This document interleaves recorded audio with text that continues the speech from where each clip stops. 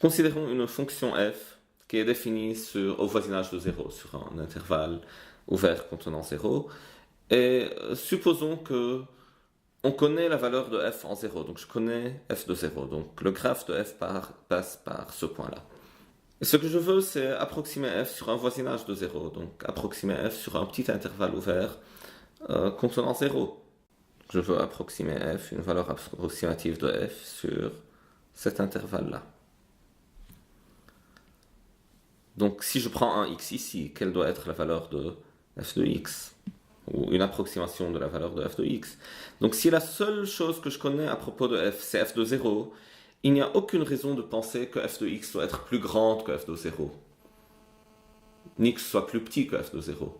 Donc là, en principe, a priori, la meilleure chose que je peux dire, c'est que f de x est après égal à f de 0. Et donc j'approxime la fonction f par une fonction constante. Ceci dit, ça peut être une très mauvaise approximation de f, parce que f peut faire n'importe quoi, enfin.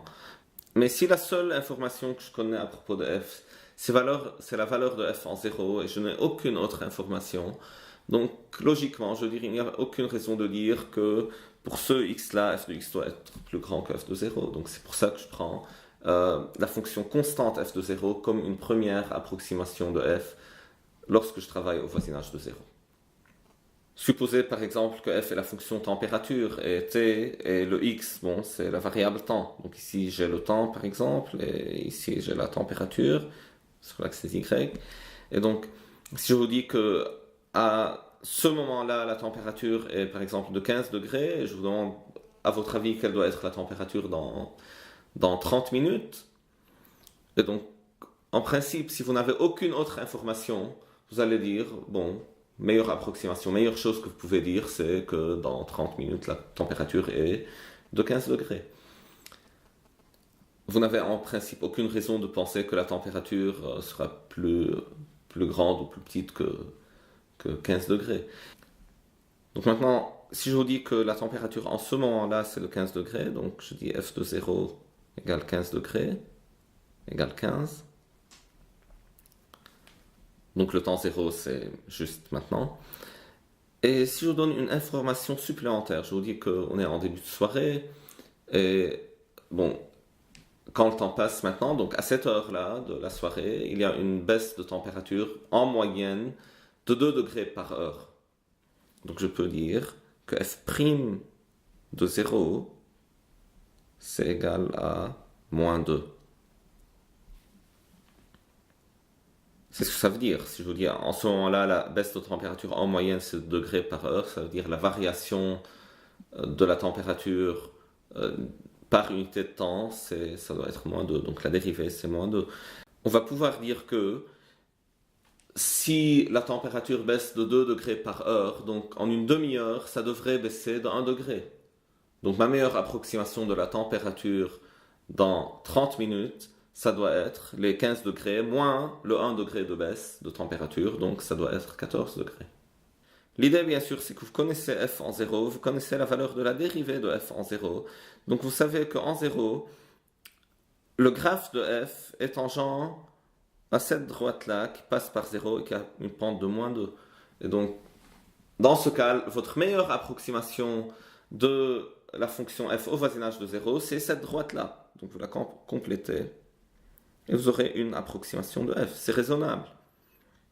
Et dans ce cas aussi, on peut dire que c'est juste une approximation, parce qu'il est tout à fait possible que la dérivée de f en 0, c'est moins 2, mais un peu plus tard, la dérivée augmente, ou la dérivée diminue. Donc, on n'a aucune raison de penser que c'est la bonne formule, que cette droite donne exactement la fonction, mais on peut tout de même raisonnablement penser que ça devrait être une bonne façon pour avoir une approximation de f. Et donc, on doit pouvoir dire que si x est proche de 0, on doit avoir que f de x est à peu près égal à f de 0 moins 2 fois x. Ça veut dire f de 0 moins x fois f' de 0. Si maintenant je connais une information supplémentaire sur la variation de la température, c'est-à-dire si j'ai une information de la nature suivante, Je sais que f' de 0 c'est moins 2, ça veut dire moins 2 degrés par heure. Je vous dis que cette variation de température varie elle-même avec le temps. Donc ça peut changer en moins 1 degré par heure par heure. Ça veut dire que j'ai une information sur f seconde de 0.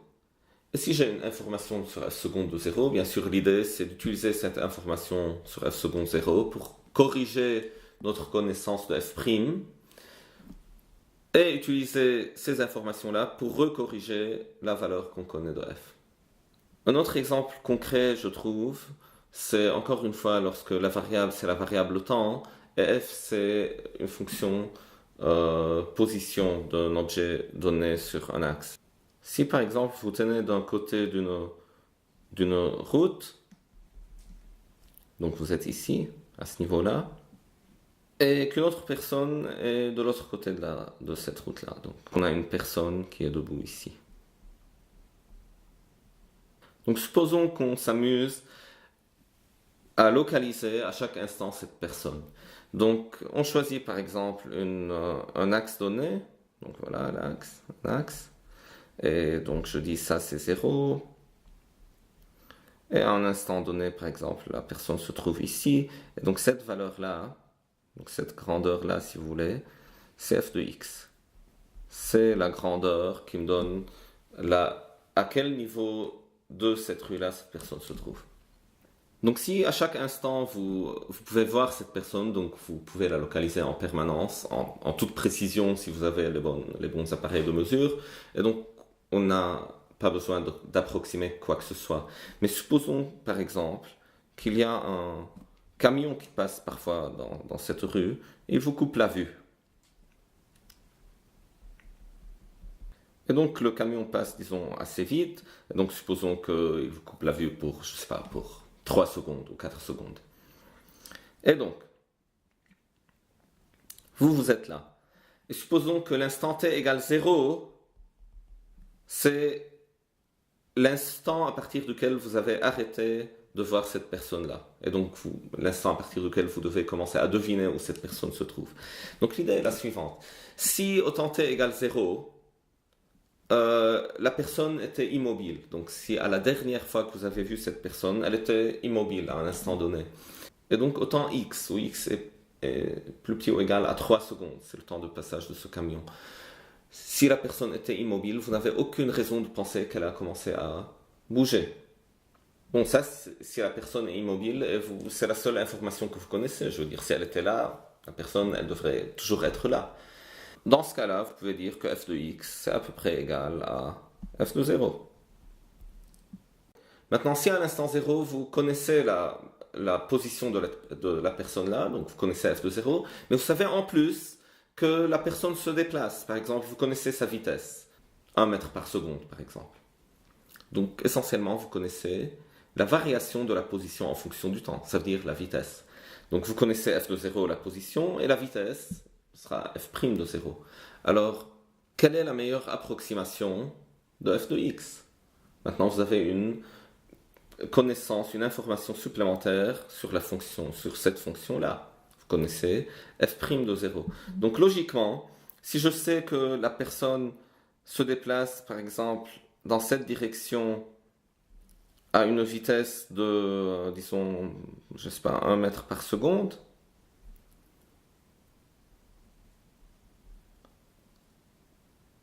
donc juste avant que ce camion ne me coupe la vue, je connaissais f de 0, donc la personne était, disons, à 10 mètres, donc supposons que f de 0 était 10. Et supposons que f' de 0 c'est 1. Et si x est égal à, je sais pas, 2 secondes par exemple, et donc ma meilleure approximation de f de x est la suivante. Donc f de x ça doit être égal à 10 mètres plus les 2 mètres que cette personne aurait pu marcher en ces 2 secondes. La seule chose que je connais à propos de f', de la dérivée, c'est f' de 0. Et donc, je n'ai aucune raison de penser que f' de x va être plus grande ou plus petite que f' de 0. Donc, je vais dire f' de x est à peu près égal à f' de 0, surtout l'intervalle concerné. Et puis, on intègre une fois. Donc, quand j'intègre une fois, le f' de x, ça donne f de x. La primitive de f'0, c'est f' de 0 fois x, plus une constante. Maintenant, c'est quoi la valeur de la constante? Il faut remplacer en x égale 0. Donc, je dis que f de 0 doit être égal à la constante plus f' de 0 fois 0. Mais ça donne 0 en 0. Cette partie-là, ça donne 0 en 0. Il me reste que la constante, c'est f de 0. Maintenant, peut-être on connaît une information supplémentaire à propos de f au point 0. Peut-être vous avez remarqué qu'à l'instant 0, cette personne, la vitesse de cette personne était en train de varier dans le temps. Donc, par exemple, cette personne, elle marchait, elle se déplaçait, et puis sa vitesse augmentait à la raison de, je sais pas, 0,5 mètres par seconde, par seconde. Ça veut dire que j'ai f seconde de 0. Donc ça arrive par exemple si, je sais pas, on peut imaginer que cette rue a une certaine pente et sur le trottoir d'en face, cette personne, elle a ses rollers. Et donc voilà, en des rollers sur un terrain en pente, la vitesse ne veut pas rester constante, donc on a une certaine accélération. Et dans ce cas, quelle est la meilleure façon d'approximer la position de la personne dans ce laps de temps où vous ne pouvez plus voir cette personne-là? Et donc vous allez dire la chose suivante. La seule chose qu'on connaît à propos de la dérivée seconde, c'est la dérivée seconde en 0. Et sur l'intervalle considéré, on n'a aucune raison alors de penser que la dérivée seconde a augmenté ou diminué. Donc la seule chose qu'on pourrait dire à propos de dérivée seconde, c'est que dérivée seconde de x est égale à la dérivée seconde en 0. Et ce, quel que soit x de l'intervalle.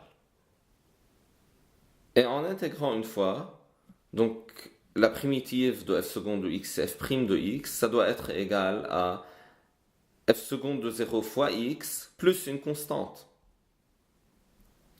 Alors quelle doit être la valeur de la constante? Bon, on remplace x par 0. On prend x égale 0. On trouve la valeur de la constante. Ça va s'annuler. Et ça donne f' de 0. Ce qui est là, ça donne f' de 0. Et donc la constante que je dois écrire, c'est f' de 0. Maintenant, on s'intéresse à une approximation de f et non de f'. Et donc, on intègre encore une fois. Je pourrais dire que la meilleure façon que je peux dire à propos de f sur l'intervalle, c'est que f de x, c'est égal à une primitive de ce qui est écrit là, ça veut dire ça, plus une constante. Mais quelle doit être la valeur de la constante? Donc, encore une fois, pour trouver la valeur de cette constante-là, je remplace x par 0 et j'obtiens que la constante doit être égale à f de 0. Et donc, a priori, si les seules choses que je connais à propos de f sont la valeur de f en 0, la valeur de la dérivée en 0 et la valeur de la dérivée seconde en 0, donc en principe, la meilleure chose que je pourrais dire à propos de f, c'est que f de x est égal à f de 0 plus f' de 0 fois x plus f seconde de 0 fois x2 sur 2. Et ce sera encore une fois en général une approximation, parce que à cause de ça, ce qui est là, on a supposé que f seconde de x est égal à f seconde de 0 sur tout l'intervalle considéré, et ainsi de suite.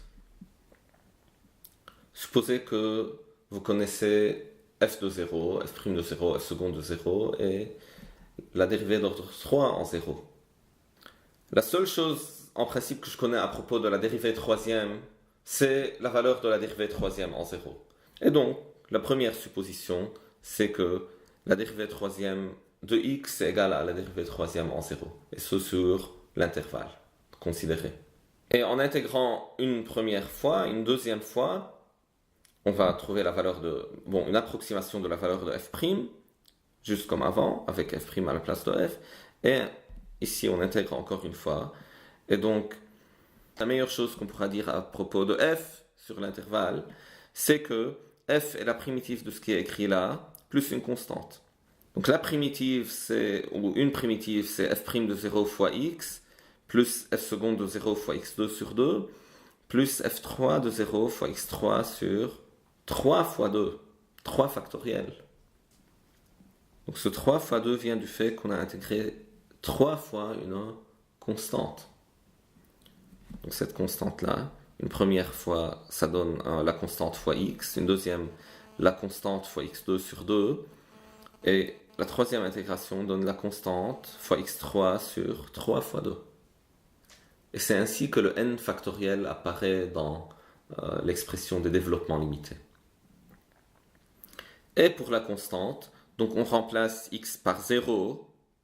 Donc quand on remplace x par 0, toute cette partie-là va s'annuler, va donner 0. Et il me reste que la constante doit être égale à f de 0. Ainsi de suite, si vous connaissez f de 0 et les valeurs des dérivées successives de la fonction en 0 jusqu'à l'ordre 4, ce sont les seules choses que vous connaissez à propos de la fonction f. Donc si la meilleure approximation de f' c'est ce polynôme-là, donc en principe, la meilleure approximation de f qu'on peut avoir avec bien sûr les données qu'on a, c'est une constante plus une primitive de ce qui est écrit là. C'est-à-dire ça. Et encore une fois, on voit ce 4 fois 3 fois 2 qui apparaît. Donc ce 4 factoriel.